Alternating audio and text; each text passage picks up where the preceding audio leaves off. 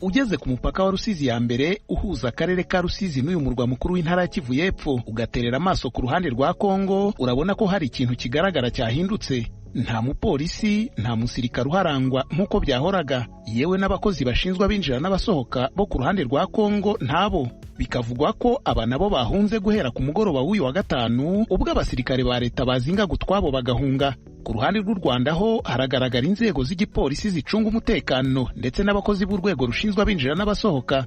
Utereye amaso hakurya i Bukavu mu ngo zituriye umupaka, ubasha kubona abaturage bari mu ngo zabo bari mu turimo two mu rugo nko kumesa n'ibindi. Uretse urusaku rw'amasasu makeya y'imbunda nto anyuzamo akumvikanira mu ntera nko mu bice bigana ahitwa Panzi ndetse n'ahari ikigo cya gisirikare cya Kansayo, nta mirwano mu by'ukuri yumvikana muri uyu mujyi.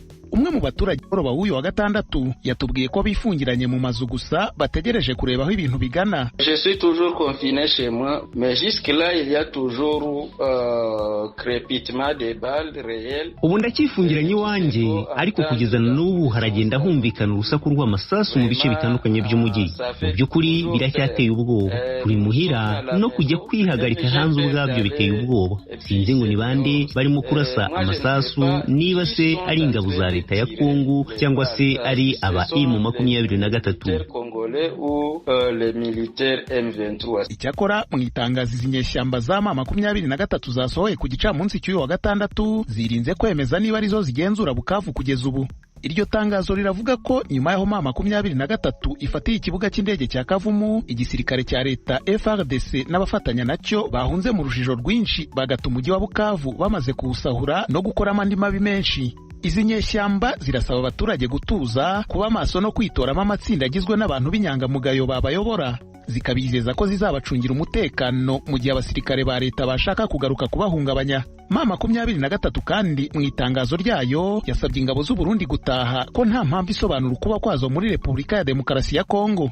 Gusa umuturage waganira yatubwiye ko uretse impungenge z'umutekano abatuye uyu mujyi bagifite, mu bice bitandukanye byawo ibikorwa by'ubusahuzi byafashe indi ntera. Mais il y a un pillage systématique. Gusa hari ubusahuzi bukomeye cyane aha i Bukavu. Mu isoko rikuru rya Kadutu barimo barasahura ku buryo utabyumva. Ahari ububiko bw'ibicuruzwa hose barimo kuhasahura. Mu maduka nuko.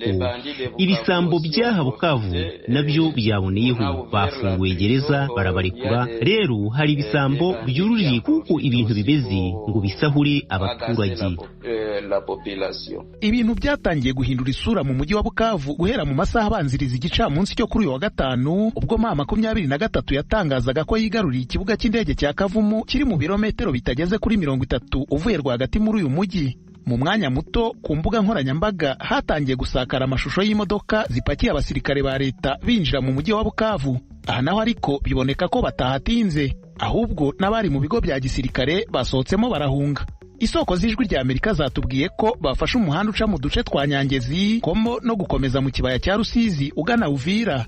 Biracyari urujijo kumenya impamvu ingabo za leta zahunze Bukavu nta no kugerageza kwihagararaho imbere y'izi nyeshyamba ubutegetsi bwa Kongo bushinja u Rwanda gushyigikira. Kugeza ubu kandi ntiharamenyekana impamvu M23 yirinze kwihutira gutangaza ko yafashe Bukavu nk'uko yabikoze ubwo yafataga Goma mu kwezi gushize, cyangwa se ngo abari yishyiraho abategetsi nk'uko yabikoze aho yigaruriye muri Kivu ya ruguru. Bukavu ituwe n'abarenga miliyoni n'ibihumbi 300, ibaye umurwa mukuru w'intara ya kabiri M23 yigaruriye mu burasirazuba bwa Kongo mu gihe kitarenze amezi 2. Kugeza ubu kandi uruhande rwa leta ntacyo ruratangaza ku ifatwa ry'uyu murwa mukuru w'intara ya Kivu y'Epfo.